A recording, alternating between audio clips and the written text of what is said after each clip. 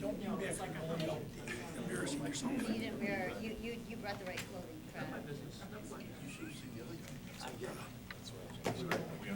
Fred. We're good? All right. It's a great, they have to take. He just turned. Okay, good evening. Welcome to the Vernon Hills Park District Board meeting of September 18th, 2014. I need a roll call, please. Vice President Dorhoeffer. Here. Commissioner Meline. Here. Commissioner Kessler. Here. Commissioner Robbins. Here. President Baloo. Present. Please all rise for the Pledge of Allegiance. I pledge allegiance to the flag of the United States of America and to the republic for which it stands, one nation, under God, indivisible, with liberty and justice for all.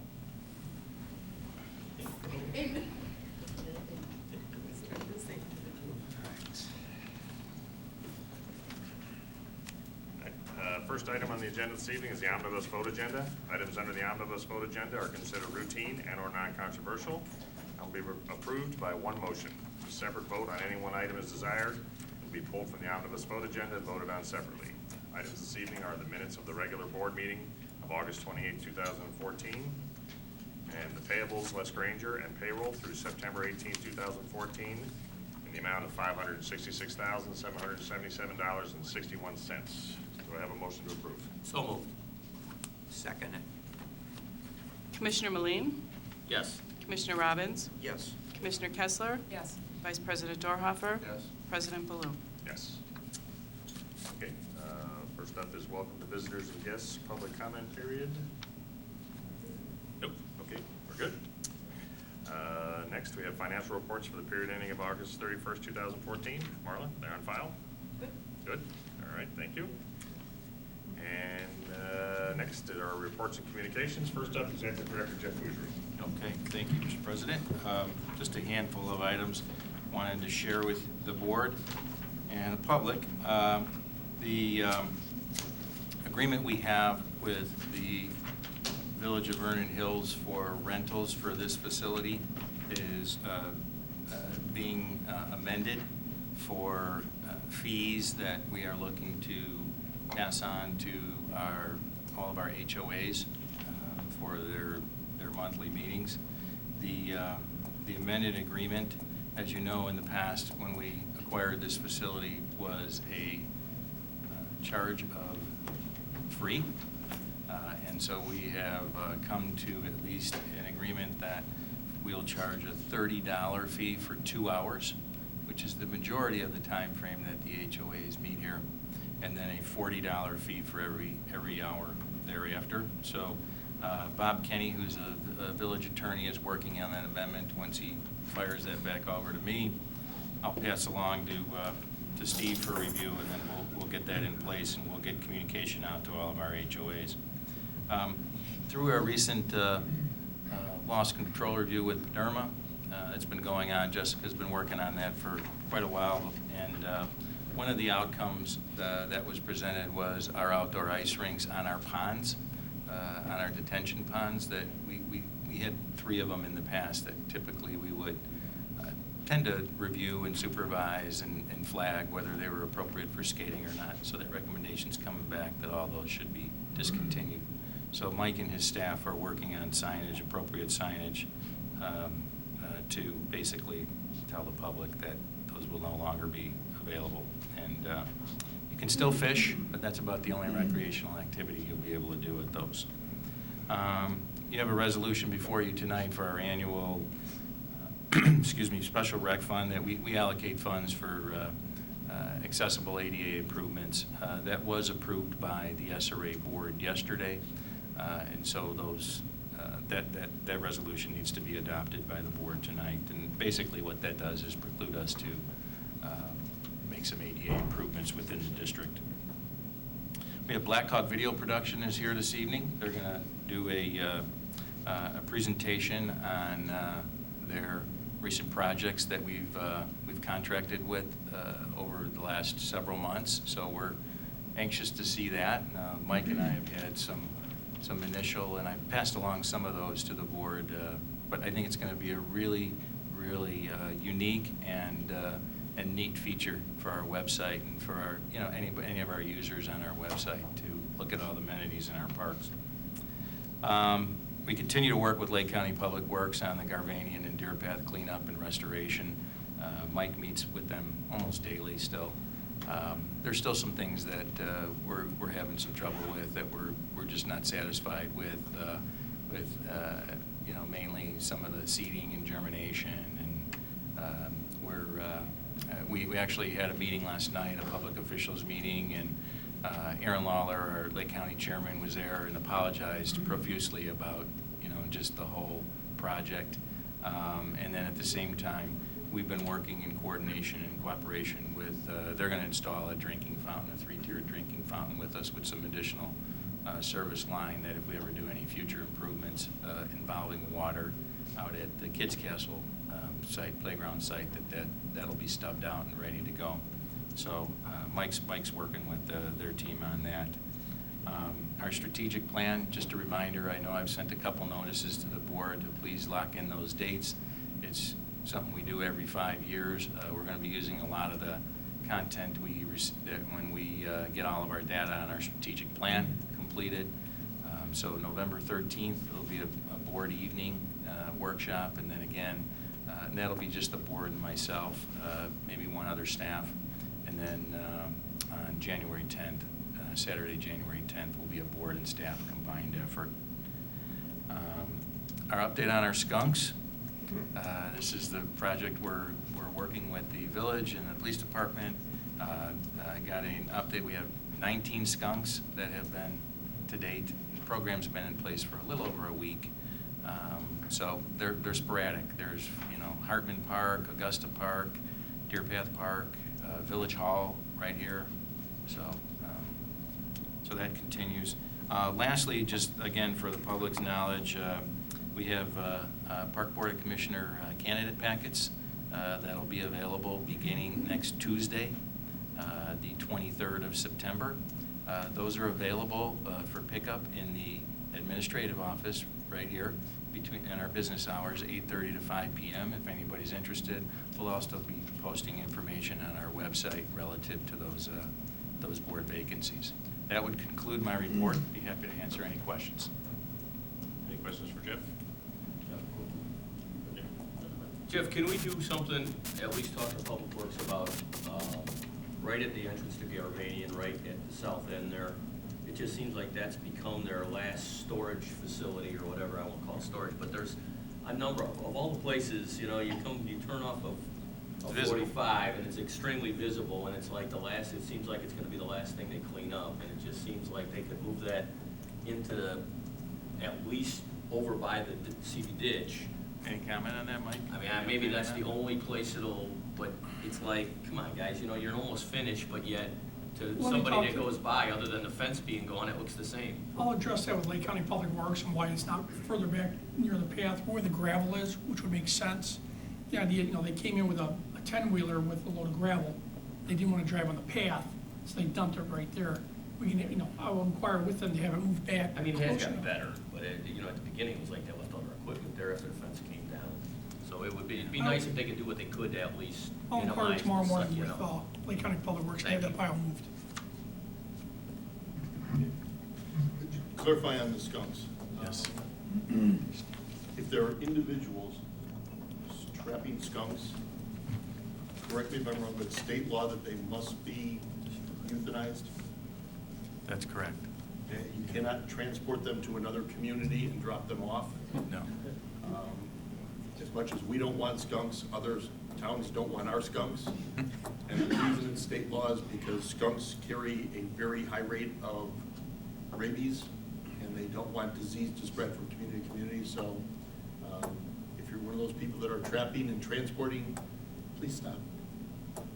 Yeah, and I guess just to echo that too, is we are only putting, the trapper that we've hired is only on our properties, on Park District or Village property. So if anybody is interested as in a private dwelling, you can go to the police department's website, and they got all the information there, and they will work with you in assisting you. And the trapper that has been contracted will provide a significant discount if you hire him. So I think it's about 20 to 25% off than a typical trapper would be. So if you have a skunk problem in your own home, in your, or somewhere that you want to help out, that'll be taken care of. So thanks. Okay. Great. Next up, Finance and HR Superintendent Marla Pinheiro. Good evening. I just have a couple updates. We met with the second financial software vendor, Tyler Technologies. Once again, we were very impressed with the software. Their software is called Encode. We will be going, a group of us, to the Wilmette Park District on September 30th to see a live demonstration. And leaning towards the software just because it's used by a lot of other park districts, and we like when there's a local community because we tend to get more updates and more people pushing for the kind of things we want in the software. So that's the way we're leading right now, and hope to make a decision maybe in the next 30 days or so. We received a draft of our fiscal year 2014 audit from Lauterbach and Amen. Les and I are reviewing the audit, and then as we discussed last year, we're going to bring Bruce in on the process to review with us before it goes for a final printing. So Bruce will get his hands on it probably like in the next week. I will be in contact. I want to give kudos to Jessica Mitchell as well as the Wellness Committee. We had a really great, well-attended employee health and safety fair at the Sullivan Community Center on September 4th. There was a speaker, 12 vendors, a lot of community involvement, prizes for a lot of staff who attended. So it was really a nice afternoon for staff. Any questions? Bruce. Marla, is there a way that we could see some pro formas of what the financial statements are going to look like once we decide on the software vendors? Sure. Before we make our decision? Sure, and we could even have a meeting and sit together and make sure that exactly what you want we can get out of the software. I think, though, it's going to be a whole different world because right now we deal with mostly canned reports, where in the new software, you can really pick whatever columns you want and create your own reports. So it has like a report writer built in, and so it's going to be much easier to get a lot more varied and better reports out of the system rather than us transferring the information like we've been doing now into Excel spreadsheets. Any questions from Marla? Great, thank you. All right, thanks. Recreation Superintendent Tom Ritter. Good evening. So I'll highlight a few fall things that are coming up, programming and event-wise. One of our larger programs are youth basketball leagues. I want to remind everybody that the registration deadline is on October 19th, which is followed by a mandatory a skill day, so we can help make balanced teams. That's on Saturday, October 25th at the Sullivan Center. In our brochure, whether it's online or the hard copy, there's more specific times for age groups and genders regarding skill day. And just a reminder that if you do register after the 20th of October or beginning the 20th, you can do that, but there's a $50 late fee. Practices begin the week of December 1st. We do get a couple weeks of games in mid-December. After the holiday break, the majority of the season is January into March. 3 fall events I wanted to highlight. Our Trucks, Trunks, and Treats event is held on Saturday, October 11th from 11 to 1 at the Aquatic Center parking lot. That is basically a trick-or-treating event for the little kids. They dress up. We have a variety of vehicles that they get to climb on and see, touch and feel, and honk the horns, and they trick-or-treat right out of those vehicles. We also have hay rides that day, and we have some activities as well. It's only $1 per child. You can just register the day of for that event. Again, that's October 11th. And then 2 weeks later, 1 week before Halloween, our annual Fall Fest will be held on the 24th of October from 6 to 9 p.m. at the Sullivan Center. And again, this is, the focus of here is a safe indoor trick-or-treating in our gymnasium. We get a bunch of vendors from the community that come out and donate their time and give away candy to everybody. But it's not just that. We also have storytelling, face painting, balloon art, magic show, carnival games, Halloween, costume contest, and there'll be food available as well. That too is $1. You can get tickets right now at the Sullivan Center. Children 2 and under, under 2 are free. The fee goes up to $5 if you wait till the day of the event. And this one's a little bit down the road, but if you mark your calendars for the 15th of November, our, twice a year we do a recycling event. We've had tremendous success at every single one of them since we started doing this, I don't know, 4 or 5 years ago. But even by making them twice a year, it hasn't really slowed down the collection.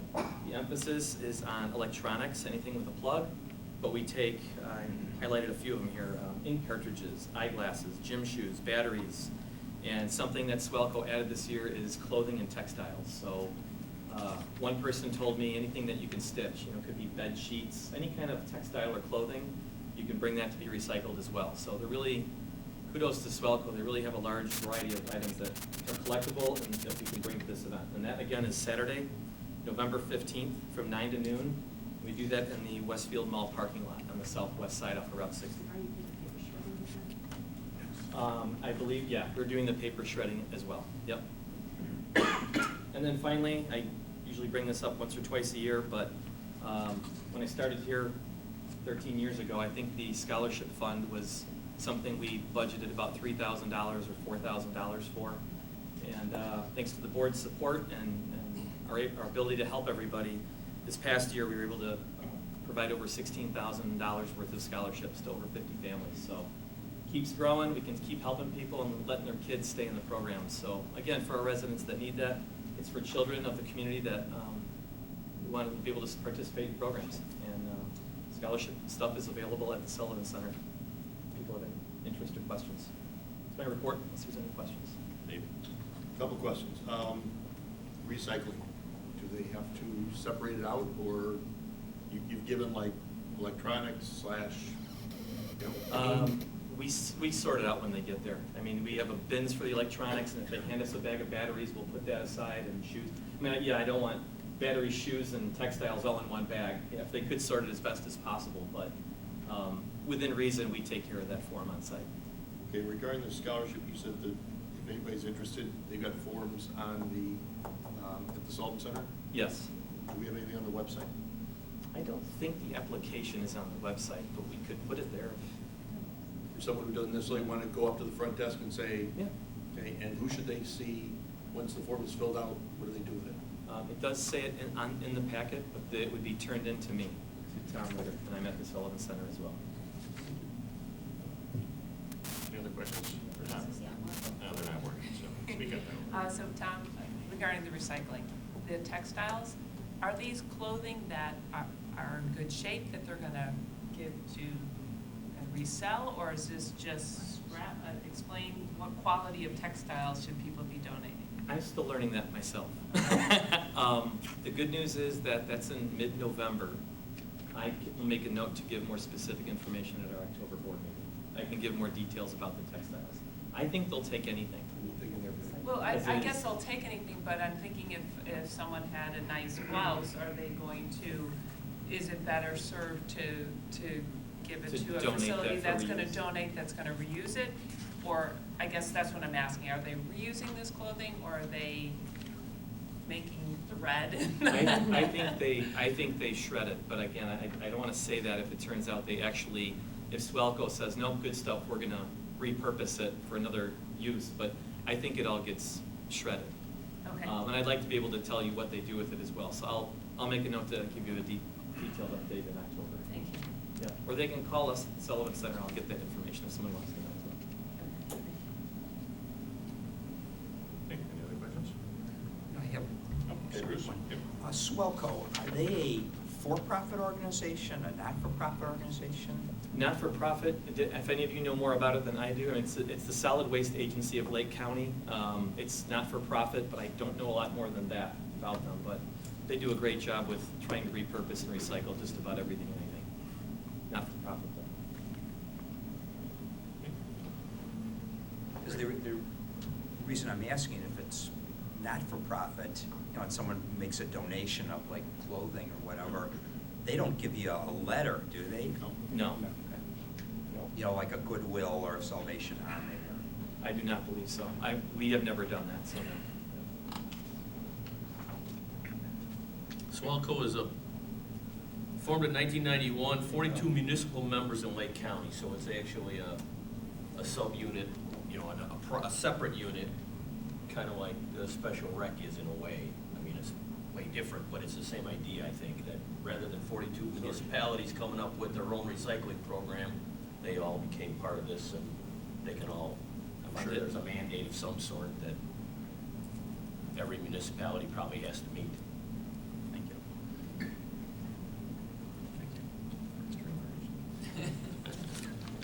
Okay, great. Thanks, Tom. Next up is our Park Superintendent, Mike Mormon. Thank you very much. Good evening, board members and public. Start off with items happening in the parks. We hosted our last park chat at Warrington Park on September 2nd. We had a good turnout. Bobo's had plenty of ice cream, and there happened to be a lot of soccer players out there. So we met their need, giving the kids their sweets. Had a resident come up and address me with a water leak not associated with the park. I got him squared away with contacting the people at Lake County Public Works. On Friday, September 5th, we had some pretty nasty storms come through this area. Experienced some storm damage. Park staff was in the next day on Saturday, addressed all the hazards. We're still performing a little bit of cleanup here and there, and of course, the grass just keeps on growing. So between grass mowing and taking care of the downed trees, we've been real busy. If you happen to take a look at Century Park, Little Bear Lake, we host our new drinking fountain with LED lighting. It's a much larger unit. It sprays 30% higher than the old one. And it sprays. I'm sorry? And it sprays. And it sprays. Since this is a much larger unit, we have to get help from the Public Works to lift that thing in and lift it out. As I mentioned before, morning continues to dominate our parks time. Excessive rainfall, beautiful weather, and the grass has never been in better shape, except we got to cut it. Post-Rip Fest events, cleanup went very well. Very minimum turf damage with all the rain, and most importantly, there's no irrigation damage. Parks Division prepared for our procurement loss review and performed very well. Century Park zip line is functional. We finally got the parts in from Germany. We got them in the morning, and the zip line was up that afternoon. Over at Deer Path Park, Evergreen Lake, being a shallow lake and full of muck, it tends to fill up with algae very quick. Treatments occur every 2 weeks.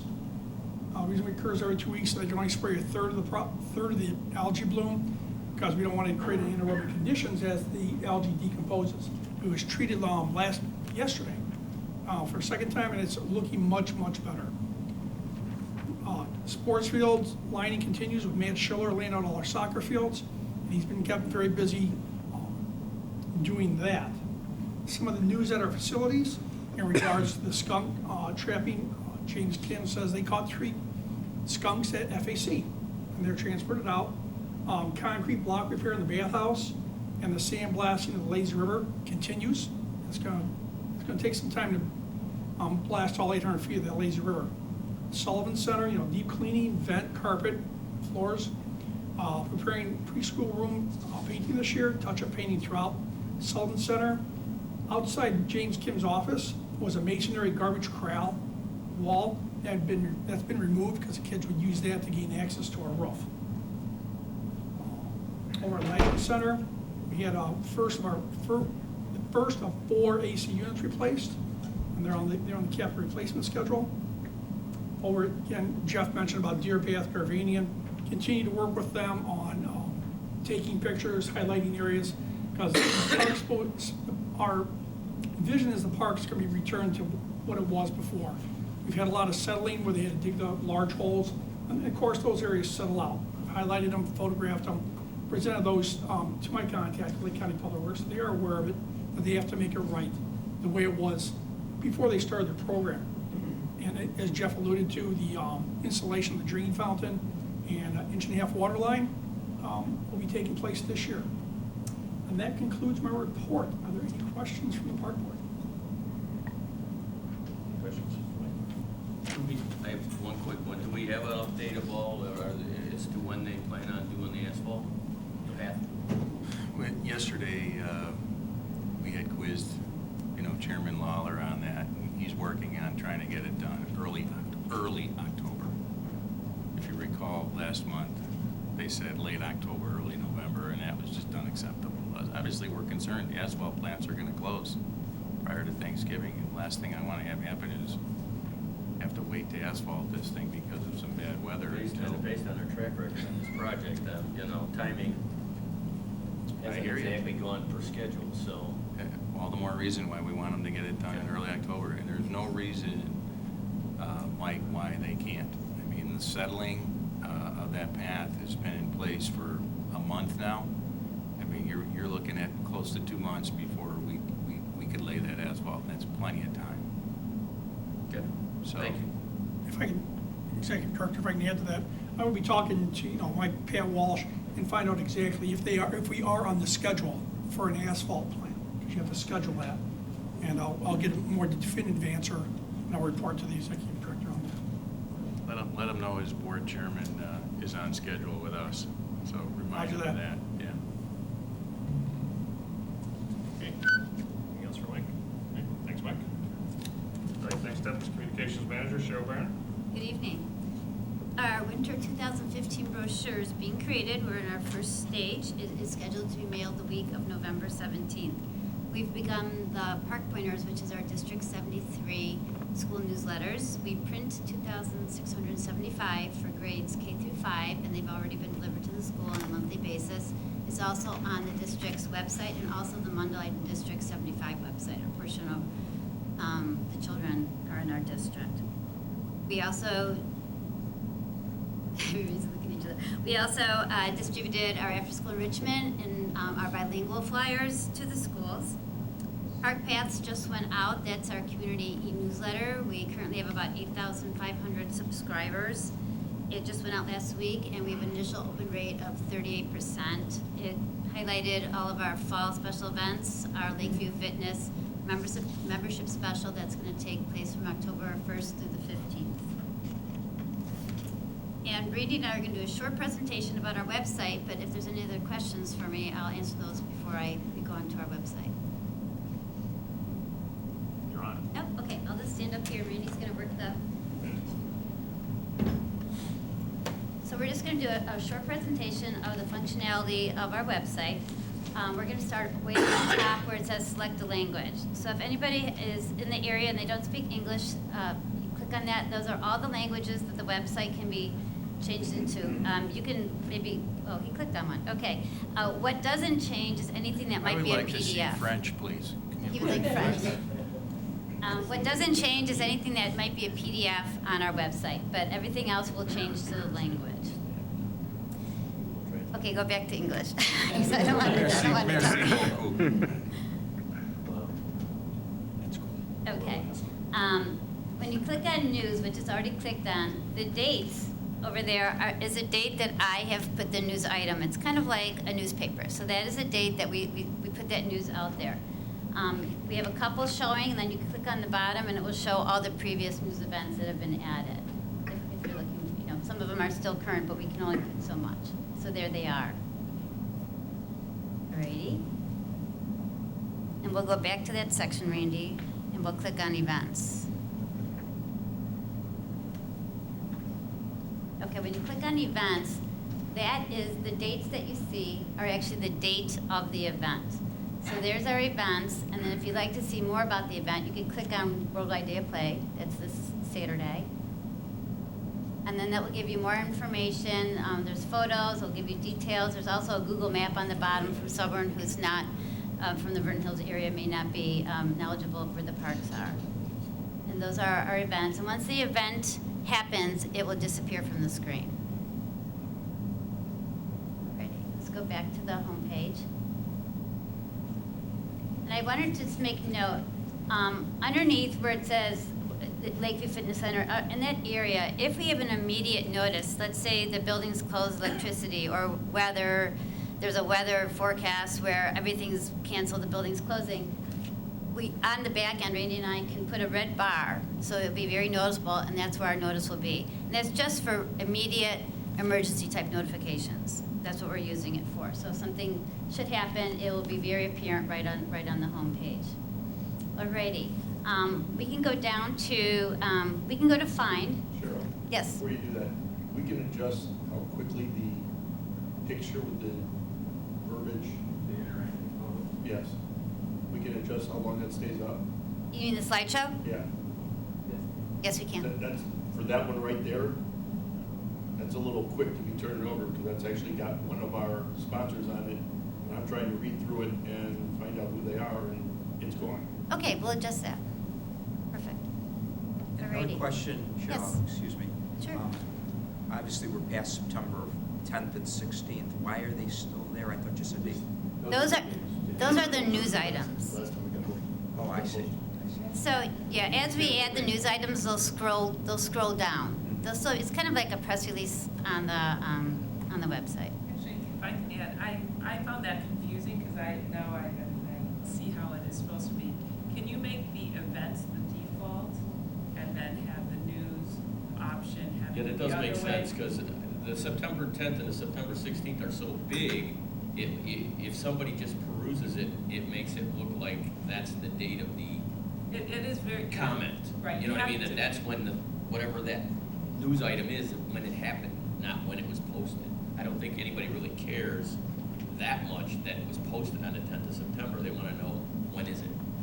Okay, we So can I make would note think of you that. want to highlight the date it is and not the date it was posted. Sure.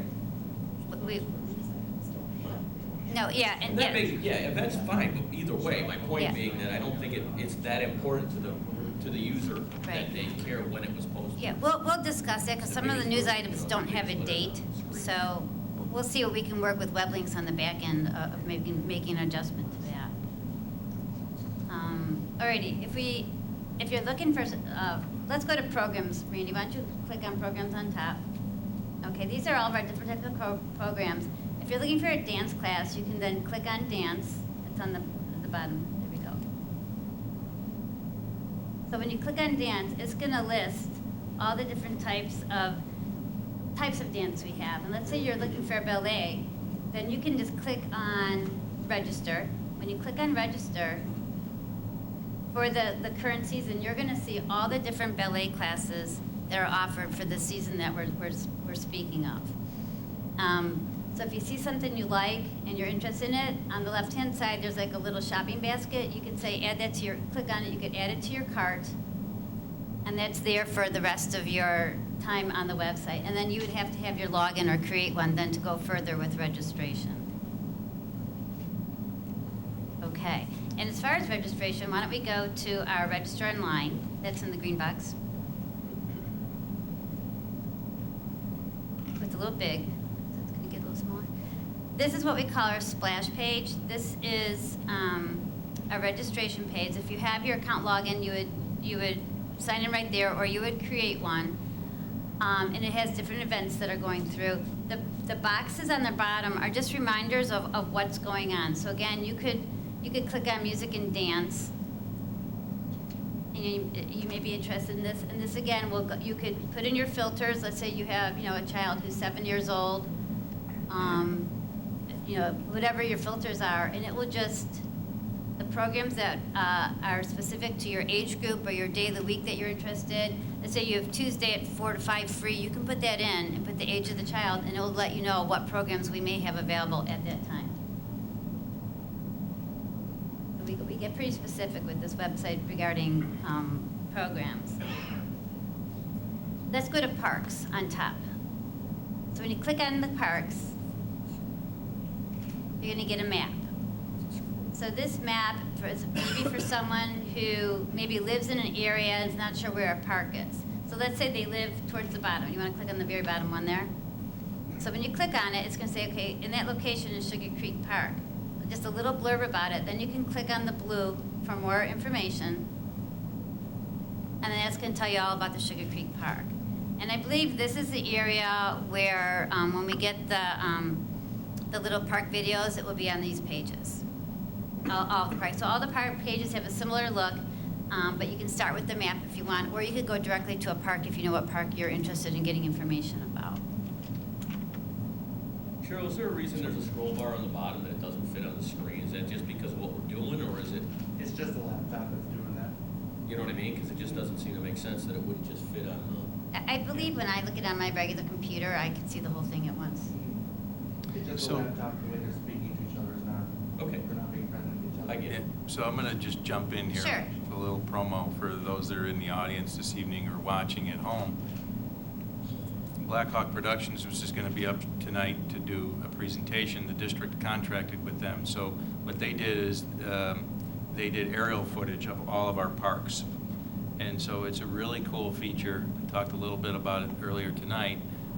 So when you clicked on, let's say you wanted to look at, Stone Fence Farm Park, what this YouTube video will show is a little, they're anywhere from a minute to like 5 minutes, depending on the size of the park. And it will give you an aerial of the entire site. It comes down to, foot level, so you can see all the amenities. So what you see now, when you pull up this site and you have these still photographs, you'll be able to click on and be able to see. I think it's great for potential property owners when they come to our site and they are looking to buy, a home in the community, and they can view the different parks and just kind of get a bird's eye view, if you will. So it's a really, really unique feature, and we're excited about having that in. They'll be up shortly tonight to give us a little taste of that. Thanks, Cheryl. You're welcome. Is there any other questions regarding the web? It works all very similar. We have our search button under the Get Involved. So if there's something you just want to like put in what you're looking for, it will take you to that section right away. And our current brochures will be on there. They're in flip book. Instead of just going page by page with the PDF, they do flip like a magazine now. Oh, I do want to show you the buttons on the bottom. We'll just show you one. If you click on let's say fitness schedule, that's pretty popular. So right there, you just click on it. You don't have to go to the fitness pages. It's right there. So if we feel like the box per season may be more pertinent, maybe like during the summer we'll put more of an aquatics box. We can change that. But right now, these are like the 3 sections that we thought were most important to people who want to look for like standing schedules. Joe schedules standings or changes them almost daily. So that's always updated, and you just click the box and you see it. Is there any other questions regarding the website? Click on Find.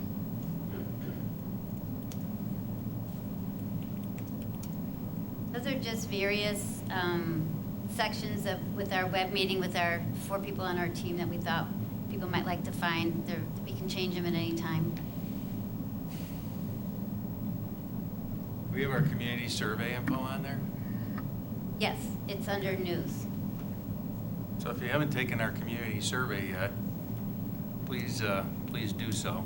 We're very interested in getting feedback from There the it is. community. And you can always It takes click about, the it yeah, takes you can about click 7 read to 8 more. minutes. There you go. Can we get that moved up front? Yeah, I would like that to see. Yeah, every now and then I've been changing it, so I'll change it again. I just have to change the date. Rather than a news item, can we make it a Can we make it a box? box on the box page? And take one off? We can do Because that. otherwise, every time another news item comes, it scrolls down and it's no longer visible. Sure. This is the opportunity for the community to tell us what they think, and I'd love to hear as much feedback as possible. I'd like to make that as One prevalent. of those 3 boxes, Yep. that's all you have. Yeah, we you can know, take those are I think the choices. first one, we Make it as could probably prevalent change. as easy to find as we can to have Yep. people give us feedback. Yeah, and what's so nice about this website is that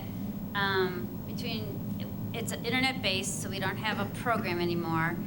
And but really with more training, but we've been doing pretty good so far, is we can really change everything. It's much more easier to work with on the back end than our previous one. Could you make the download brochure smaller? Just put a 4th box up there for a quick. Something like that we cannot change, because that is something that web links, we did our homepage, and we can't change sizes of anything, but we could contact them and maybe put something in there short term. You could add a box in where I want requirements to get involved. Take community survey. We could see where Randy's talking about underneath. Yeah. We could have another one of those bars say take community survey. That might. Perfect. Okay, that's up on top, so that's really probably a better place too. Yeah, Okay. that reaches out. We'll do that. We can do that tomorrow. Thank you. Any other questions regarding the website? Significant improvement. Yeah, Thank you. I think you're welcome. Okay, thank you.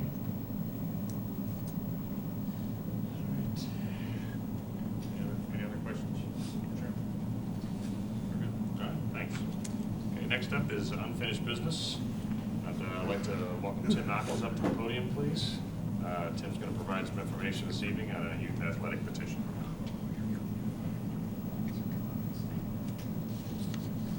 Hello, my name is Timothy Knuckles. I live at 229 Alexandria in Deer Path. The reason that I'm here, thank you all for giving me this opportunity.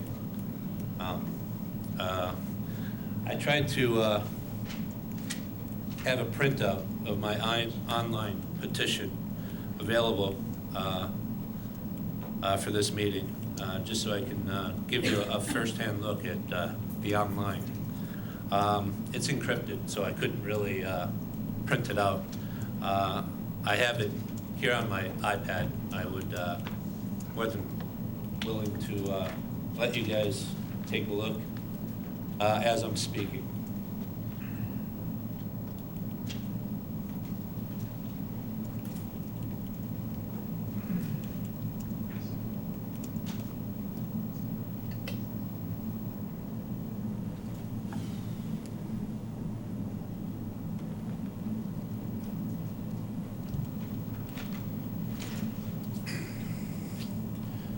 I'm not going to read the petition outright. Most of you people have seen it, but it just basically goes on to say a little bit of my background and why I felt the need to do this. Excuse me. Right around 2012, very active with my kids in house league programs. As a coach, as a parent, somebody opened up my eye and had me look at something, and it didn't make any sense to me.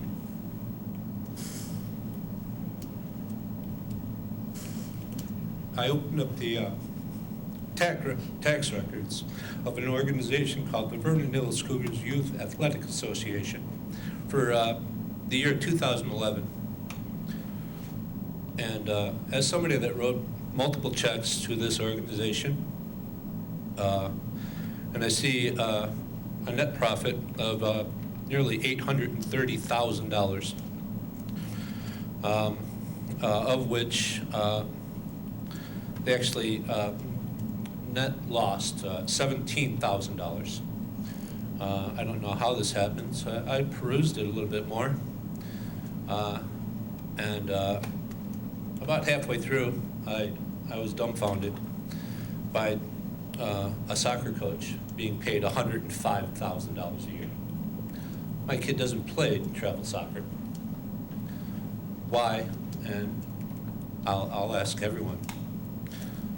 Why is 1/8 of your total profit going to one individual? How much of my money went to pay this gentleman? Jim? And I'm, Excuse me one second. I want to make sure we're getting the terminology straight. okay, You said $800,000 of gross profit. yes, I believe that's net profit. net profit. And it's not gross. You're right. That's before expenses. You're right. So they're not making. It's It's gross. gross. It's revenue, it's not. It's gross. It's not- There are other expenses. I mean, obviously, you're going through an organization's tax records, which is obviously free to do through websites. That's how I did it. And that's why basically it sort of brought my call to action. It just didn't make sense to me. I don't have anything against the Vernon Hills Cougars whatsoever. I think it's a fantastic organization, but I think the reason that they were formed was to do travel, and I think they do a fantastic job in it. I really do. I wish my kids wanted to do travel. I would more than support my kids that if they wanted to travel to different villages and play other teams, but they don't. They want to play with their kids, like a lot of the people in the house leagues. And we saw fees go up anywhere from 10 to 30% annually every year for every sport. We don't know where this money's going. Why not? I want to know. They won't open their books. It's my money. I have every right to know where that money's being spent. I'm part of that money, like every other person here.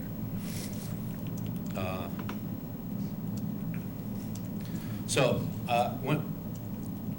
what I'm trying to do here is bring unity back. Everyone somebody asked me, why are you stirring the pot? I'm not stirring the pot. The pot's stirred. I'm taking the spoon out.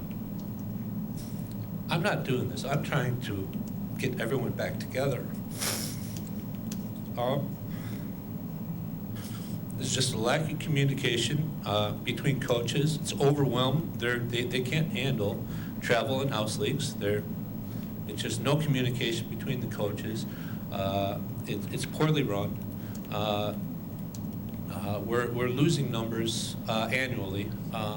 House loses first. It's going to affect the travel leagues. The travel leagues are losing numbers too.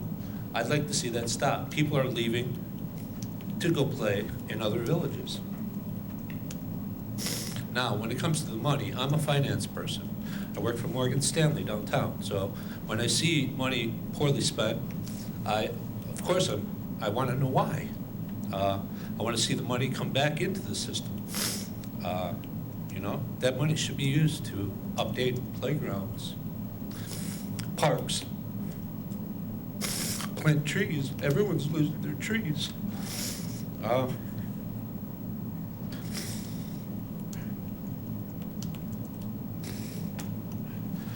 I'm just going to close on that. Basically, I'm going to open up questions. This is the website for your online. If you're more than welcome to look at my petition. You go to the search bar, you enter Vernon Hills or Vernon Hills Cougars Youth Athletic Association. My petition's there. The good thing about my petition, you don't have to have a child. You don't have to have a child that plays. If you're a taxpayer in Lake County and you like our parks, that's why I moved here, you can sign my petition. Outside of that, any parent that is here to support me, you feel free to come up and give me a hand. Obviously, I'm a little bit emotional, I'm sorry. Outside of that, I'm just going to open up my any questions that you have for me. Questions for Tim? Can I just ask one question? Can we get a copy of whatever records or information you relied on or cited to in your report? Absolutely, it's actually on my petition online. Okay. I would give you what I was able to download. Like I said, the site is encrypted. I don't know why, but it did let me do PDF forms for some of the quotes that these parents, these are residents, that are making. And it gave me the options to, I have everyone that has signed it as of yet online. I do have a hard form that I was going around knocking on doors or going to parks.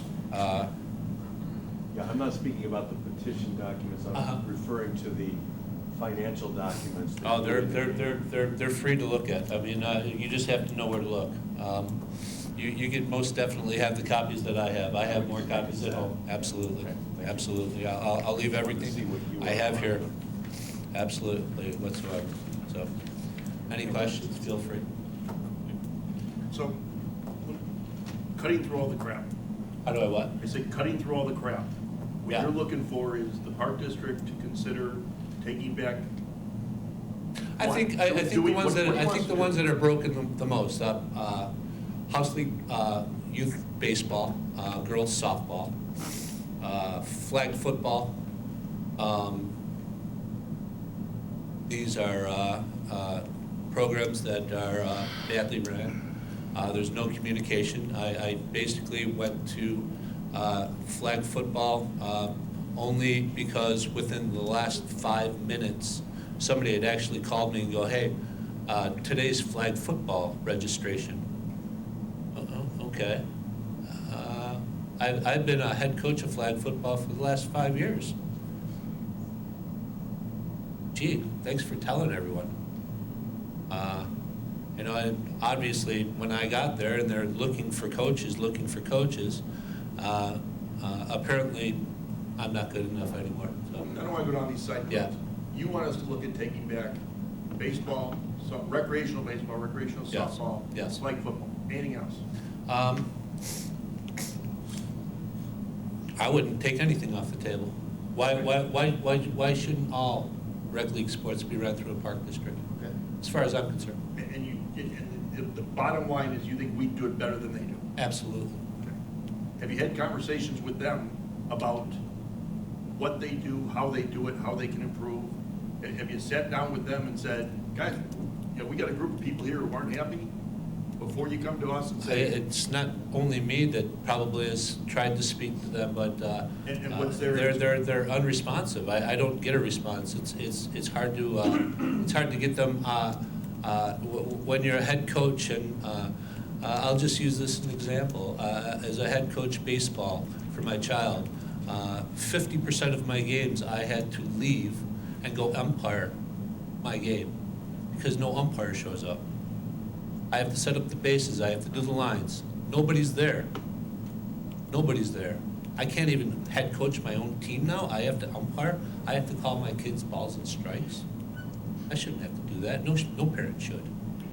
50% of my games, that's when I stopped.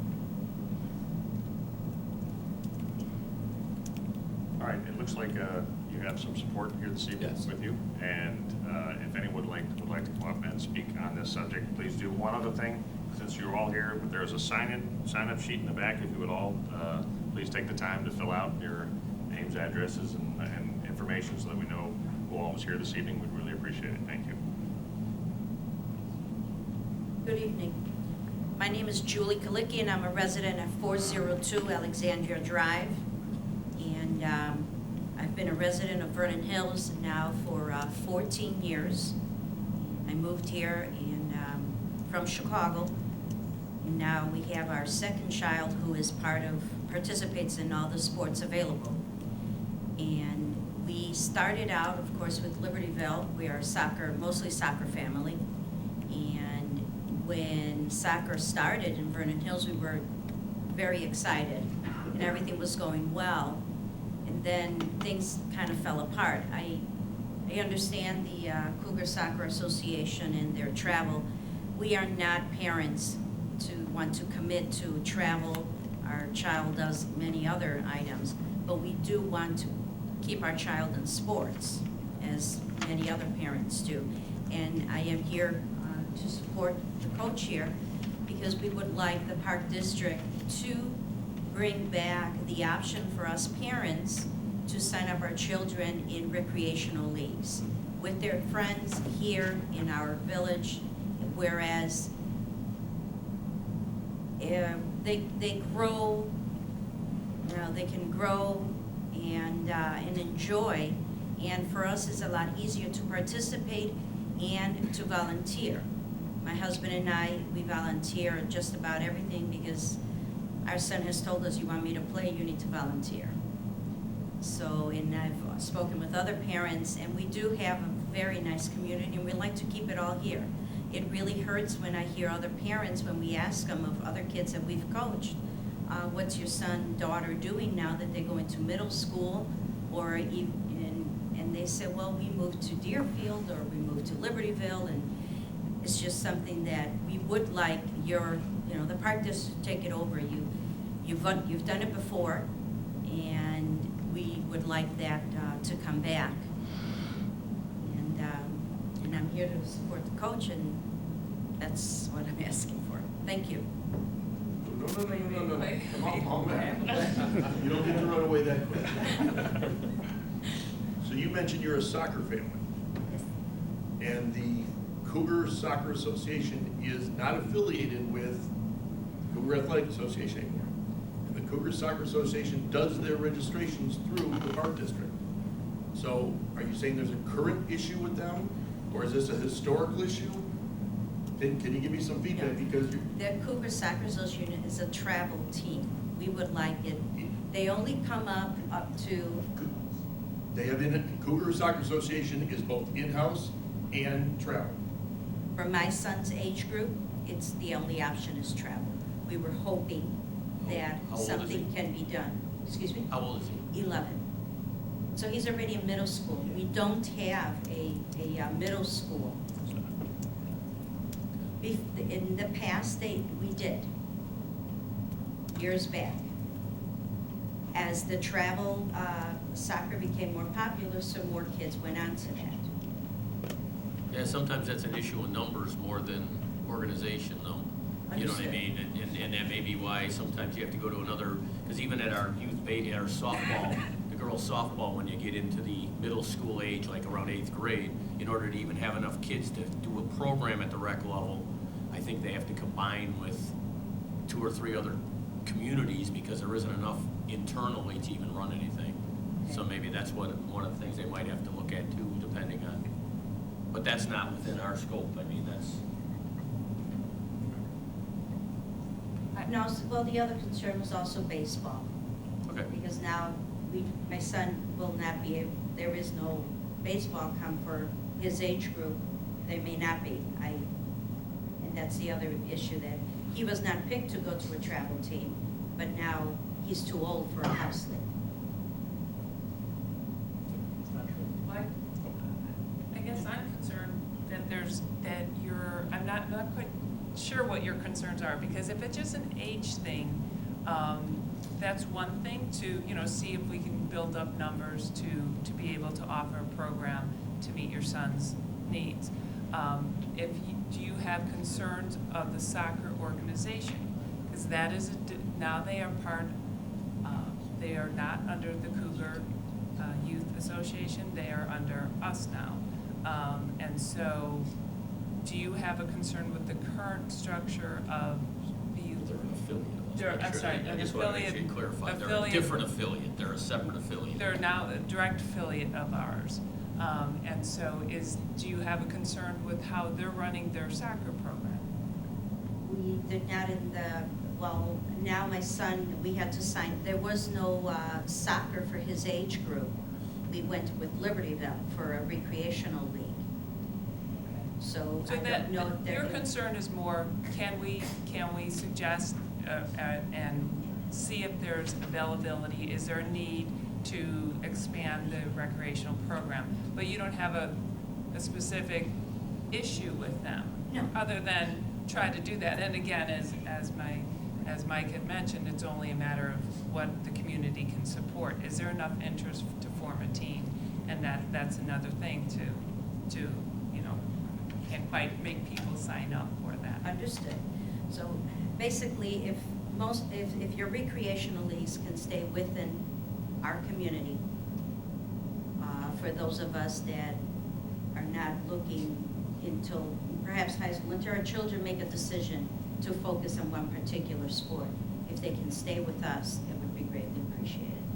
Or give the opportunity for parents to sign up. If there isn't enough sign up, then we don't have it, but at least let them know that it's available. Thank you. Tim, one second, before we go any further, just since you brought up a plethora of questions here, is there anyone here from the Cougars or the Soccer Association that would care to come up and address any of the comments that she's made or questions that she's addressed? If there is, it'd be great. If not, we'll move on to the next person.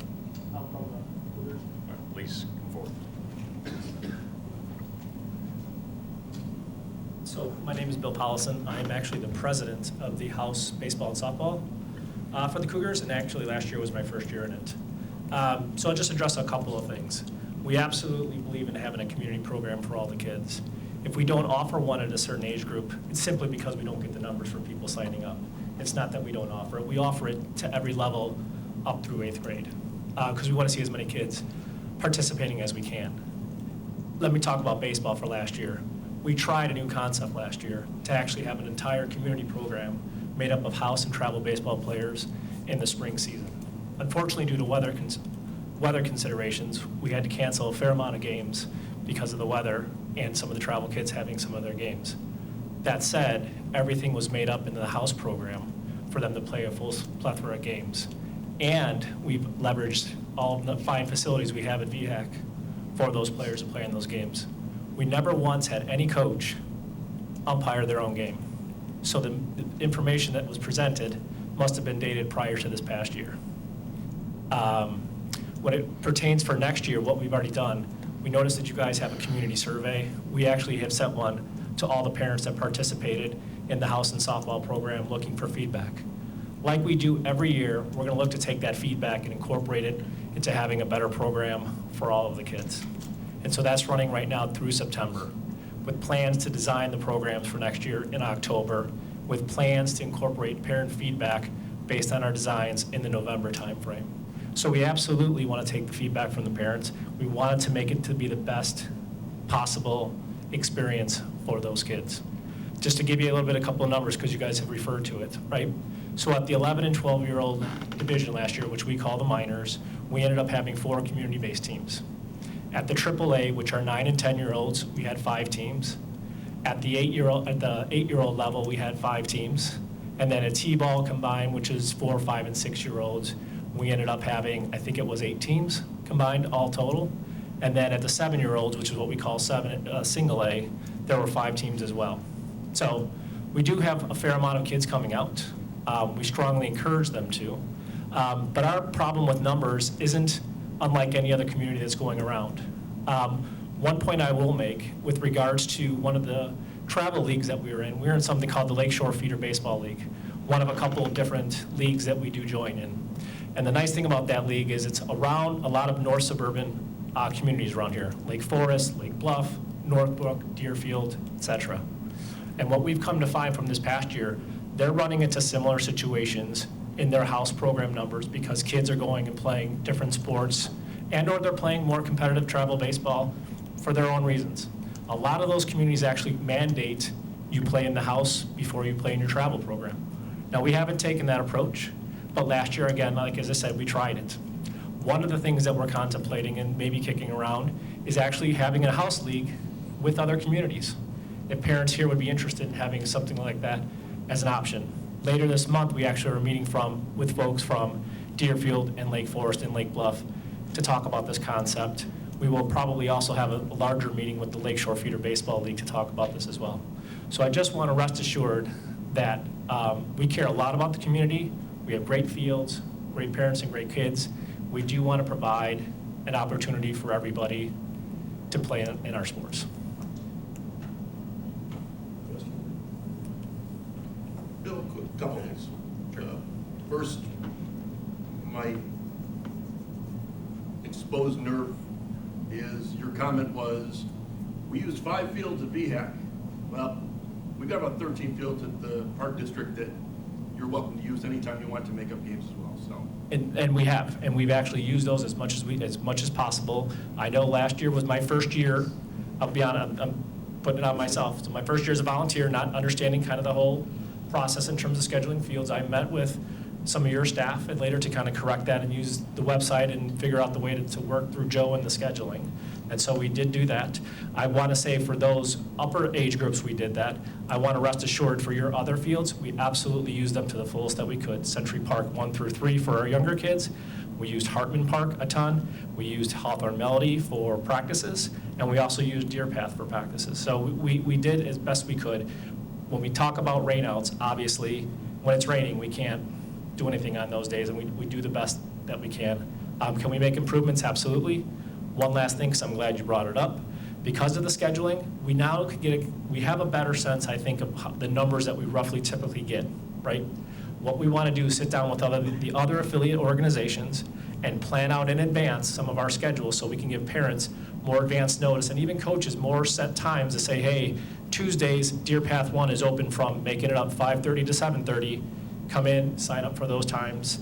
Games will be scheduled on Wednesdays and Mondays or something to that effect. So we really are going to make an attempt to really try to leverage all the fields we can and do the best we can with scheduling. But unfortunately, baseball, like on other sports, weather plays a large part in it, and right, the fields aren't domed, so we got to kind of do the best that we can.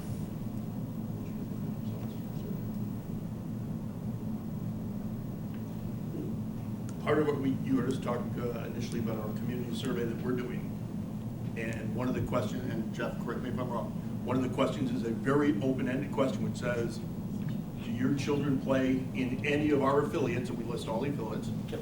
And then we asked another generic question, which is, give a comment, and it's not pertaining to any organization, just, it's an open-ended. We'll be sharing our feedback from there, and it's, in general, pretty consistent with what we've heard, and that is, it's not very good feedback, and the key is communication. It lacks. And that's fair, and there's absolutely room for improvement that we can do in terms of what we do on the communication front. And like I said, I think we're hoping to take some steps by offering the survey that we did.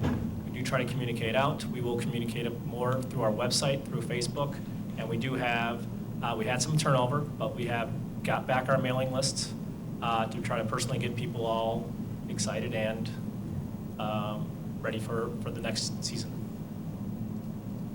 Can I ask a couple questions, Bill, real quick? Sure. I just want to make sure I understand. Sorry, I just want to make sure, Bill, you said that you are president of baseball and softball?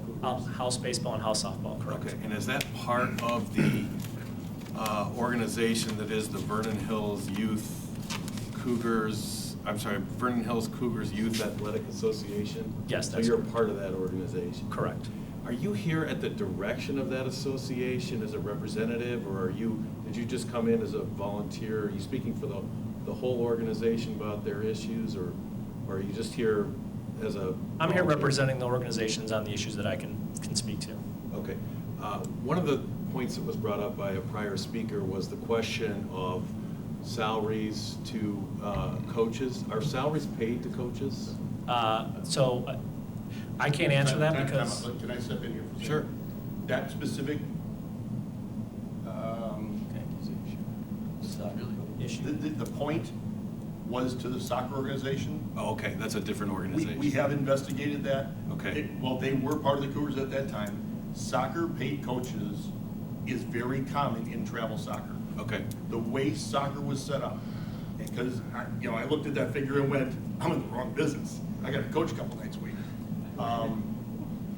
The way that was set up was he was a very well-known soccer coach, and the soccer organization hired him to run their entire travel soccer program, paid him a compensation package, and he went out and subcontracted all his other coaches. So that figure, that was it 95,000?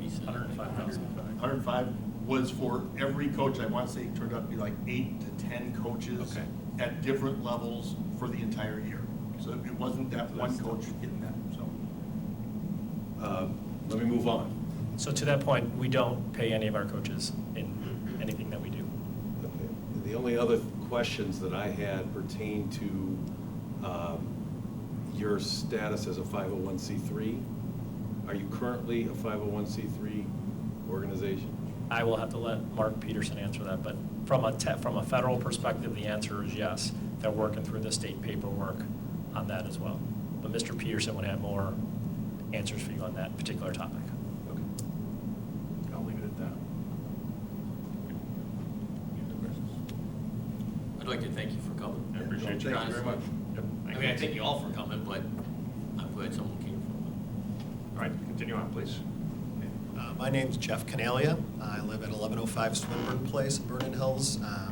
My family's lived here for over 10 years now, and I have volunteered and coached, like Tim in the Cougars organization, for at least 6 years, soccer, baseball. I've helped out with basketball.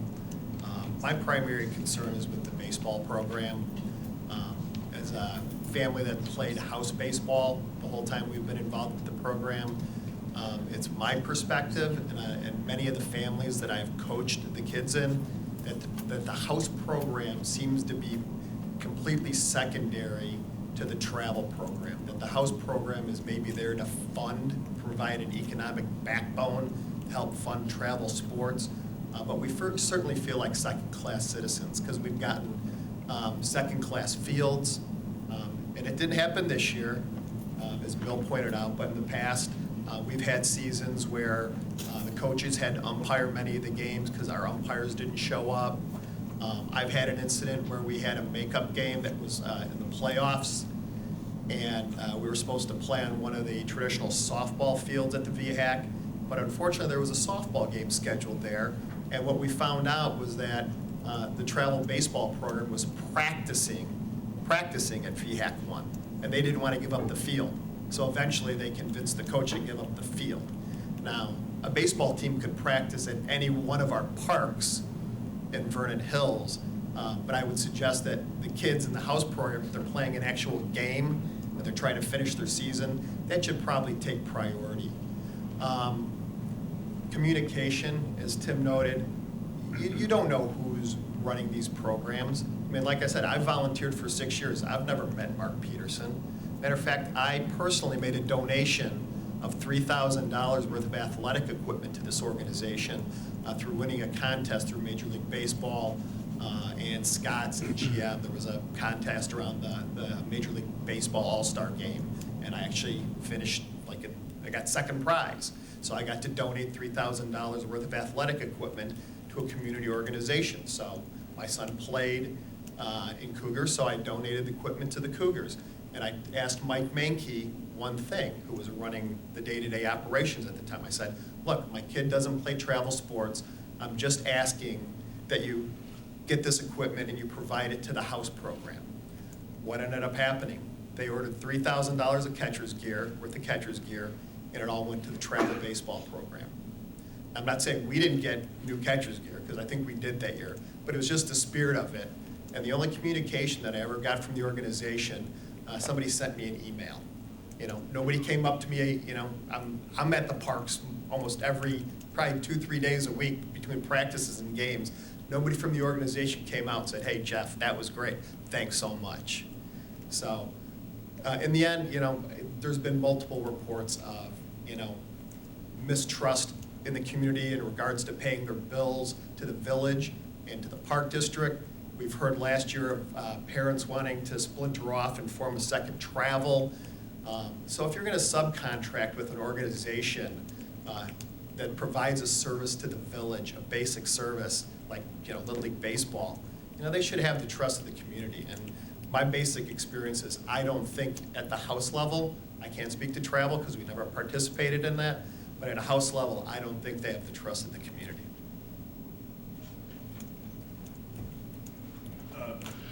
Clarification again. The Cougars VHCYA does not owe the Park District money, has never not paid the Park District everything it owes.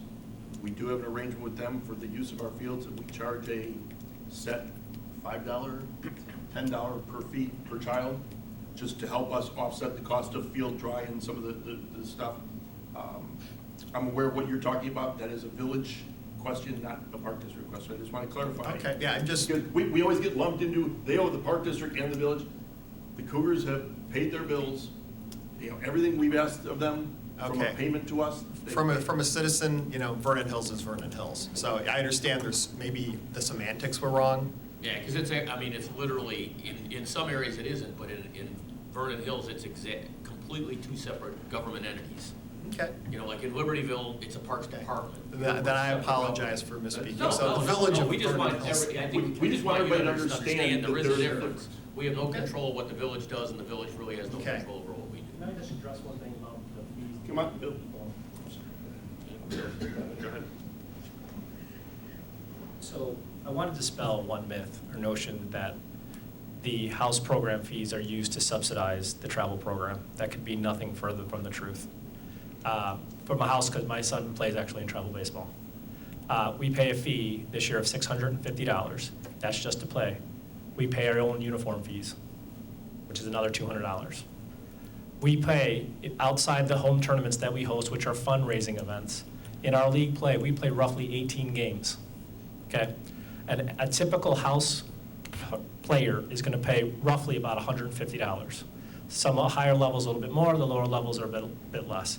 But on average, $150. That includes their uniforms, which this past year we gave them 2 jerseys. It includes umpires, it includes field maintenance, it includes some of the fee that you refer to that we pay to the Park District, umpires, and et cetera. So no way in shape or manner does it help offset or pay anything associated with the travel baseball costs. So Bill, I understand it, and just once again, for full disclosure, we talked about this last meeting. I am a coach and a director in the Stingers organization, which is an affiliate of the Park District. It's not associated with the Cougars, it's not associated with soccer. We've got our own issues. But that being said, one of the things that would clear a lot of this up is a little transparency on the funds. That's fair, and that's something I could talk to Mark about. Yeah, and that's one of the things that would, because, you know, I remember when my kids were going up through GLSA, that was always the rumor, is the reason they want 4,000 kids in rec is so they can put lights up so that the travel kids can use them. So Fair enough.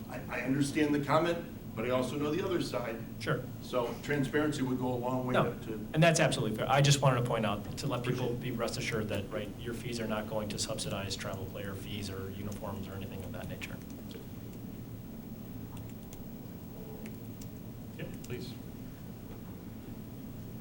Hi, Dave Halley, 24 Montebello in Deer Path. I'm here specifically for the baseball, the house program. And Bill, you could hopefully answer this. The 9 and 10-year-olds, how many kids played on the travel for 9 and 10-year-olds? Last year, Last year? we had 3 teams. We had 2 at 10 and 1 at 9. 2 at 10. All right, so almost 30 kids. We had 4 teams, and we had 14 kids on each team. As a coach, that's a difficult thing to manage, especially when you have a time constraint. And there's the discussion about, when I hear it, there's house baseball, and then there's the more competitive travel. What I struggle with is trying to understand why we can't put an emphasis on a house program and make a house program a more competitive program, and then have maybe one team of 10 or 11 that is your elite players that are going to go.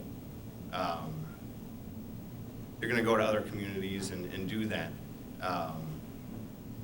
I think we could extend the season, and we could really make the house program a competitive program and make it one of the best programs in the area. We have the kids. We could have had probably 2 more teams and really, you know, made a competitive league out of our house program.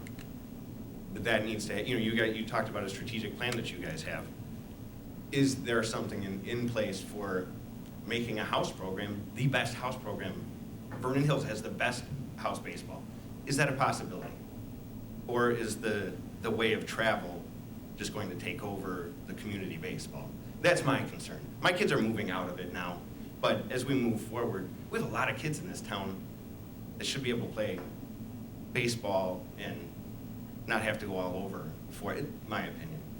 But that's why I'm here, is just in the hopes that we can take a park district and turn the house league into a premier house league rather than splitting off travel elsewhere. So that, I just figured I'd say that's why I'm here. To answer, and I shouldn't say answer, but give you my opinion on it. I've been involved, my kids are older now, but I still have a 16-year-old that's involved in travel. She's a 3-sport athlete, whatever, it doesn't matter. But I've been around for probably 10, 12 years in that rec travel world. And as a park district commissioner, as a coach, as an observer, what I found is as much as there's a lot of people, I've listened to a lot of people in the 12 years I've been a commissioner, on people with your concern of how come we can't have more rec kids? How come we're always worried, you know, going towards the travel side? The reality is, I think even the Cougars a few years ago, and I think even when we were still doing it as a park district, you try and do the rec side, but it seems to have changed over the last 10 or 15 years as far as parents, and it's really the parents more than the kids probably when you get right down to it, because kids are kids. But what I've seen is that more and more parents, they don't want to just do rec. They want their kid to be more competitive. And so in areas where they say, you know what, we're limiting it to one team, and if you get cut from that team, go play rec. What ends up happening is you get renegade teams. Renegade team meaning somebody's dad says, you know what, my kid didn't make the travel program, so we're going to start our own team. So they still cannibalize rec, and then they go off on their own, and sometimes it's well run, and sometimes it's not very well run, and sometimes the kids have a great experience, and sometimes it stinks. That's how some of the travel teams started originally, was from renegade from one dad or one set of dads saying, or parents, moms too, saying, let's do this. So it's an issue that I think we understand, and we hear you, but it's not easily rectified. I think, Bill, what you had said about some of the things you're trying to do to rectify it, I love it. Just the fact that you're trying it. I hope it works, don't know if it will, but I think it's great that they're at least trying to rectify the situation, because it's a tough nut to crack.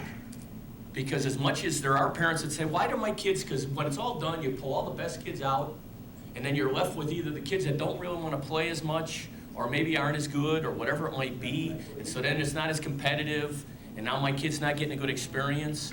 But the reality is, I don't know how much an organization can control that because of the wishes of the actual participants. So I we hear give you. up on it? I hear you. But so do you give up on it? No, I didn't say it, but understand the Park District is a part of that now. What I actually said is, I applaud Bill in his efforts to try and not give up on it, try to put together some programs that maybe will address the issues, as opposed to things that have been tried in the past of, let's just limit it to one team, or, because I think the Cougars did that a couple years ago. They said, we're not gonna do a B team. And so that's when the Vipers and the Venom and whatever became organizations, and then they finally said, all right, I guess we gotta start a second travel team, because that's what the community wants. Started the second travel team, and then we had people complain that, well, how come you're starting a second team now? You're cannibalizing rec. So it's, like I said, it's a tough nut to crack. And absolutely, I think that the organization should continue to try and crack that nut. So I couldn't agree with you more that we need to make community recreational baseball better.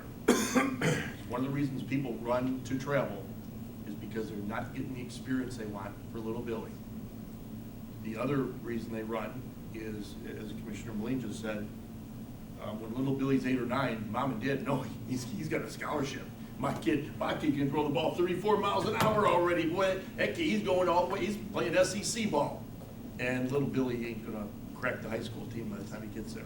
Very few do. And mom and dad don't know that yet, but mom and dad are gonna dream, and they've got scholarship. Got to prepare them. So I think we need to, as a community, figure out how we make the best program, how we teach our rec coaches, how do we have clinics and coaching clinics and get them, these people want to help. So how do you get them to be better coaches? That being said, it's been done in the past. I know it because I ran one, and we got less than 30% of the coaches to actually show up on a Sunday to learn how to be a better coach. So it's yeah, we can offer it, but if people don't really want to, if they're not willing to invest 4 hours on a Sunday, come learn drills and how to be a better coach. So I agree with you. The way to solve the problem is you make the rec program the best program you can. Because then kids won't feel the need to learn something, I have to do this. The problem is, how do you fix that? And the way you fix it is as a community. I would, my personal opinion, and Bill, I would at this point beg of you guys to ask for help, because we've done it for a long time. I would ask the parents to get involved and hold the VHCYAA accountable, and if they don't answer your call, call them again. Call them again. And if they're still not getting back to you, keep letting us know. But your solution is right. You have to make the rec program the best program it can, so that kids don't feel they have to do this in order to improve and get better and have the experience. Dave, can I just respond to that? Absolutely. So I'm Just because you'll be, yeah, you're gonna have to just stay near the podium for a minute. So I appreciate what you said, because we absolutely agree, and as I said before, we want to get more parent feedback into the design of the programs with coaching and everything else. We are fortunate actually to have the varsity coach for Vernon Hills High School in the travel baseball program. And what he has offered, and we've already had this conversation, the coaching clinics for which you refer to, we even get our travel coaches that all don't necessarily attend. We will be opening that up to the recreation coaches and parents in general about the drills and everything else we teach, because he wants to make the best community program that he can as well. Obviously, at some point, getting numbers for his baseball program in the high school level. But more importantly, again, all of us teaching the fundamentals and the skills together. So that is actually another avenue and step that we're taking. So Jay is gonna run a program for both? Jay is going to, yes. So You're when gonna invite the coaches? from the house and parents in general. Okay. Yep. Personal opinion, bad idea. Tell you why. You've got your travel players up here, you've got your house players here. He's gonna teach, hey, this is what you do. Your travel coaches are gonna say, whoa, whoa, whoa, I wanna know the nuances of this, and your house coaches are going, how do you hold a ball? No, fair enough. But we will design the programs to be age appropriate in terms of how he runs a practice, in terms of the schedules, drills that he runs and everything else. Some of the drills will be common amongst both travel and that. So we will absolutely design it to make sure it works for both sets of players. My personal suggestion, do it in 2 different days. That's just personal. Okay, I can certainly bring it up with Jay. Anyone else? Please.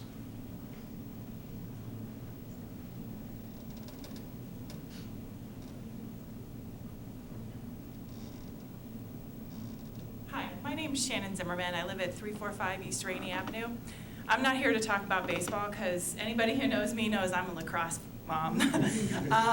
And we do have a child who has played in the Cougars organization for lacrosse. But I think I want to just raise the point.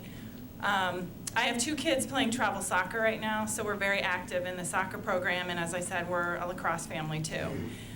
We play competitive club lacrosse outside of Vernon Hills because Vernon Hills doesn't offer that at the competitive level that my son plays at. So I think part of the problem is, and from everything that I hear from all of my friends, I do have a child who plays in the basketball rec and the park district too. I think people compare their basketball experience with the park district to rec baseball, to rec lacrosse. And I just want you to know, the kids that play in the basketball program and the experience that we've had as a family in the basketball, my child has loved that basketball program. There's a lot of families and kids who like that program. It's very community-based.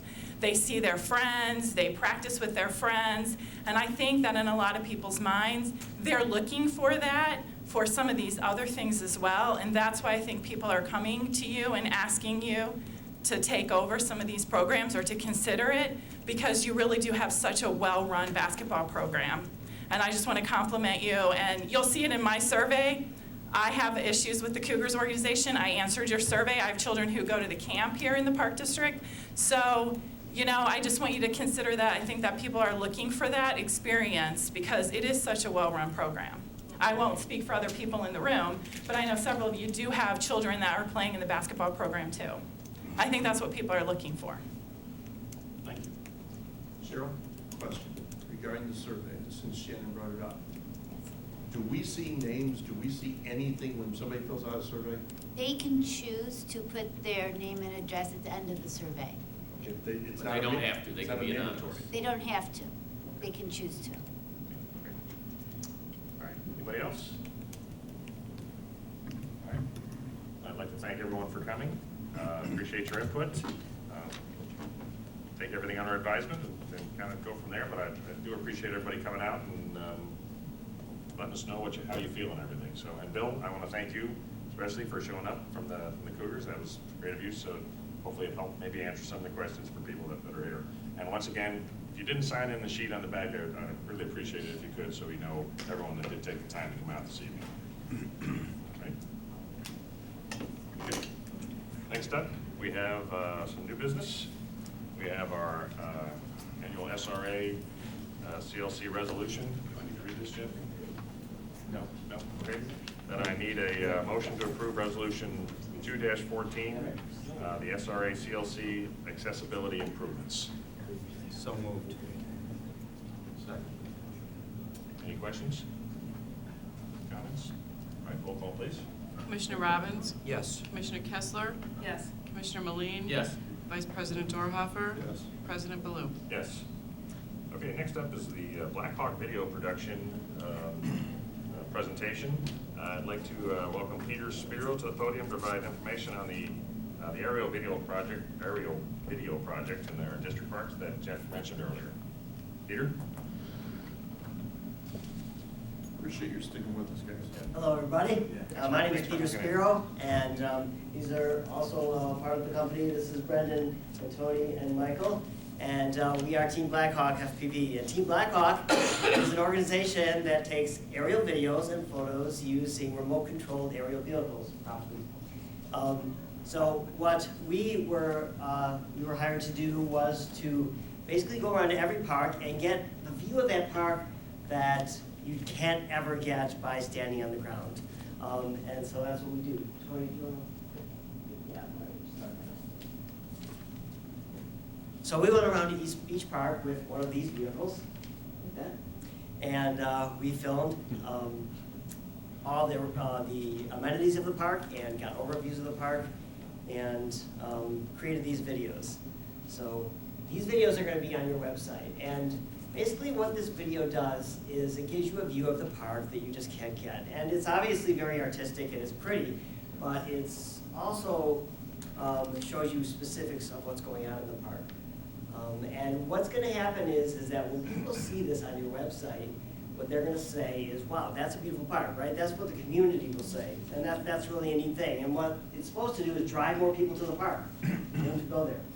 And if more people go to the park, obviously, that's a great thing. Another thing it can do is when people go to look at this website and they say, we love Vernon Hills, we're thinking about going there, maybe we'll go to Highland Park, maybe we'll go to Lake Forest, we don't know. And they'll see this on your park, and this gives them a better view of the Vernon Hills Park District. And when they look at that, they'll say, wow, that's pretty cool. So that's what it does. You want to go to the next one? So we have, we filmed every single park. But yeah. Once again. So let's drag the ball field before we actually do this. So these are a couple of examples. This is really exciting for us. And we're really glad when Mike called us up and contacted Brendan and asked us to be involved here, because this is the first time a park district has asked us to do this. And since you guys are going to be the first in Illinois to have this, it's going to set you apart. And we're pretty excited about that because, you know, we just like to do interesting work, and this is interesting for us. We'll see the flare up. Is there any sound with it? There isn't. There can be, but there isn't. The sound of Oh, airplanes. music. Is there any music or anything we can? There isn't. There can be. There but can there be. isn't. You didn't pay for that. All right, Lots of I different see parts. where we're headed. Yeah, your computer's running a little slow. So these are actually extremely smooth. We shoot all our aerial videos. In this case, we use GoPro cameras that shoot at 60 frames per second. So for any video people out there, that's good. Yeah. So this is what we use to control these vehicles. Just in case you're curious, it looks like a game, but it's not. And this view, this monitor here gives us a view of what is sitting in the pilot seat. So we see the camera. These vehicles are all highly tested, basically from the company, from the manufacturer, and by us before we ever put them up in the air. And we're not much around people anyway. So, but just so you know, they're battery powered. They run in the air for about 15 minutes each, and we carry tons of batteries. So while this is playing, do you have any questions for us? How long is the average video? The shortest one's probably about 30 seconds to 45 seconds, and the parks that needed more views of more amenities took about 4.5 minutes. So with our culture being short attention span theater, Yeah. nobody's going to sit through 4.5 minutes. They sure won't, unless they're interested, unless they say, okay, I want to see this whole park. Then they won't. Unless Harrison Ford and what actress you want to pick is playing it, they're not going to sit through. So can it be timed up a little bit to speed up through some? Everything can be Can they changed. scroll bar Everything can be faster? adjusted. You know, sometimes videos can be controlled by the. Yes, every video player on a computer can So be that's what I controlled by mean, so that. you can drag it and speed it up Absolutely. to run it to the spot. Now, it won't just jump to the spot. The it'll idea actually was not to miss fast any, forward. yes. Yeah, so grab the current cursor and just move the current cursor. Don't jump ahead, just grab where it's at and slide that right there. That's this. So it's gonna jump. This player. That's Okay. this player. This is the Windows 8 video, and most people will use QuickTime or they'll use. Right. So Okay. in QuickTime or anything, you'll be able to grab it and You it'll can see scroll, through it. yeah. Gotcha. Absolutely. The idea was not to miss anything, and the idea was to give it as quick as possible. Those ones that are 4.5 minutes, it's not like it's lingering, but when we tried to shorten the shots down to like, this is a second or two, it made it seem very like, it was too much, it was too fast to go through it, so, it's too abrupt. So if some park has a lot of amenities, let's just go through them, and if people say, oh, I just want to see the first one, that's really cool, bam, they stop. What does that little toy cost? This little toy, including the camera and my controllers, probably around $2,700, $2,800. So the flight experience to operate one of these is not really That's for something the you buy on the expenses. shelf. That's pretty valuable. We've all been trained by others and by each other to do that. So we do it very well. So we don't, crash into things. Peter and I are both licensed full-scale pilots. We fly manned aircraft. So we have a long background in aviation and aviation safety. So we're around a lot of things that fly quite frequently. Right, and the FAA puts out their own regulations about this stuff too, which we adhere to. And, there's very definite safety guidelines. And they're easy for us because, to go outside of that, it's ridiculous. You don't need to. Common sense, right? I mean, in the long run, right? Exactly. Awesome.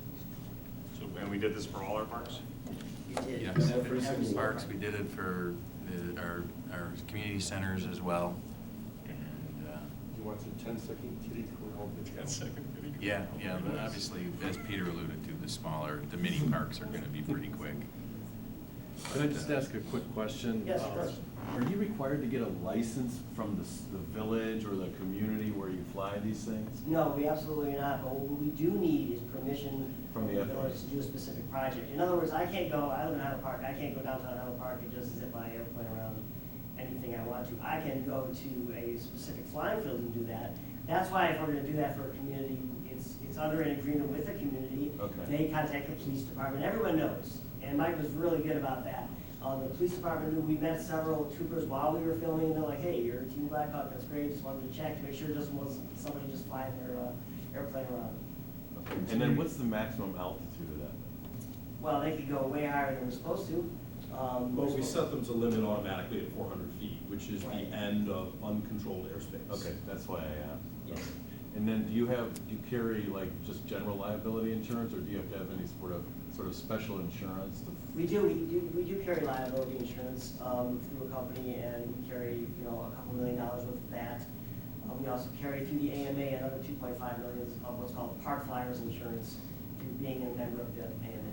The AMA is a community-based organization that provides regulations for these. Article 3 of the 2012 refunding bill that Congress put out for the FAA offloaded the responsibilities for regulating unmanned aerial vehicles to the AMA. So we're both AMA members, and we both have $2.5 million of insurance from the AMA and $2.5 million from an independent company. What's the AMA, if you know? The Academy of Model Airlines. Okay, thank you. We just gave them free rein, Steve. We didn't ask for anything. Well, Jeff, I know how you counsel. roll.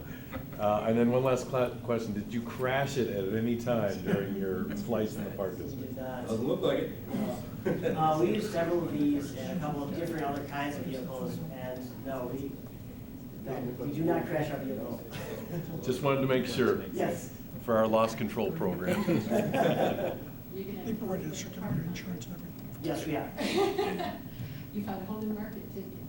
Well, I mean, it's an amazing thing, and it's really Mike's vision of what that might be, which is really amazing because you will be the first to have it, and we haven't gone to any other park districts and say, oh, hurry up, we gotta get this, let's go. We just like, let's let this happen and see what happens. Oh, it looks And wonderful. and we love I that, think and that's awesome. I think you guys are gonna get great PR from it, and hopefully you'll get people moving to the community because they see this awesome stuff. To our knowledge, Vernon Hills is the first community in the United States to be doing this aerial video for their. Specifically for a park district Yeah. website. It's just awesome. It's great.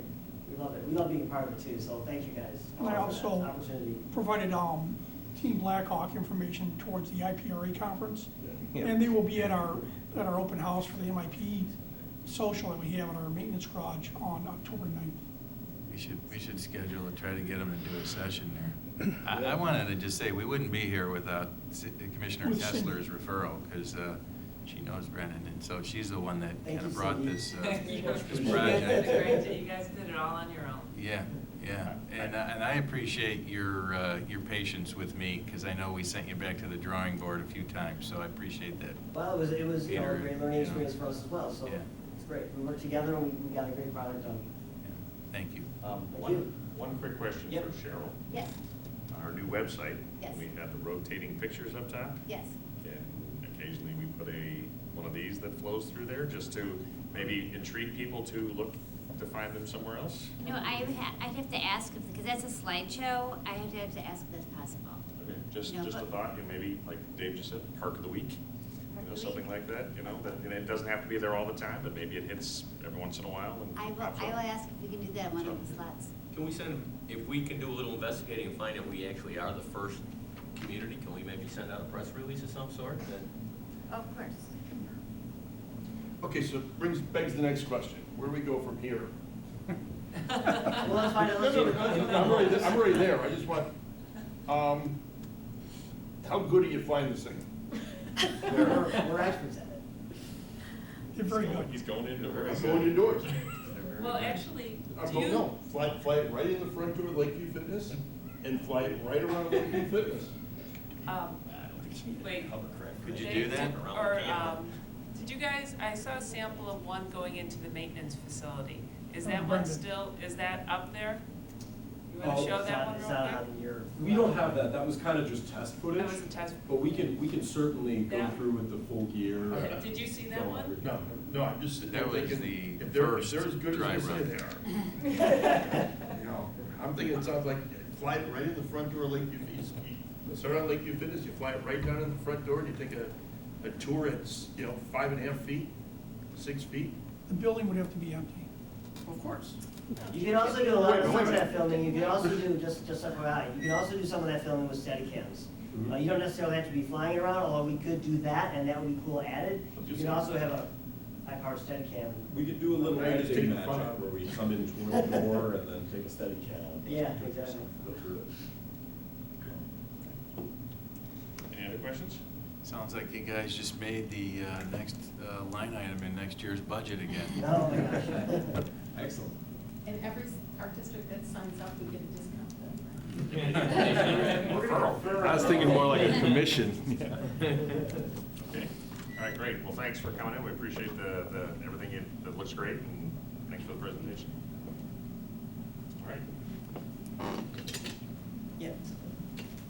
Next up, we've got the WW Granger invoices, payables at, I need a motion to approve the WW Granger invoice in the amount of $373.86. So moved. Second. Commissioner Kessler? Yes. Commissioner Robbins? Yes. Vice President Dorhoeffer? Abstain. Commissioner Moline? Yes. Commissioner Bloom? I'm sorry, President Bloom. Yes. All right, and then last we have some commissioner comments.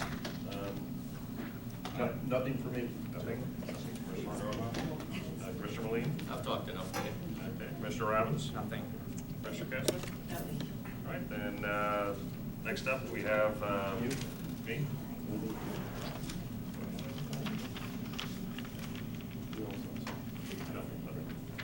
I'm good. I have nothing to say. So next up, we have, we need a motion, I guess I need a motion. Yes. I had a motion to enter into closed session under Section 2C21 and Section 2C11 of the Illinois Open Meetings Act for the purpose of discussing the semi-annual review, approval, and/or release of closed session minutes and destruction of audio tapes and pending or probable litigation affecting the district. So moved. Vice President Dorhoeffer? Yes. Commissioner Moline? Yes. Commissioner Robbins? Yes. Commissioner Kessler? Yes. President Bloom?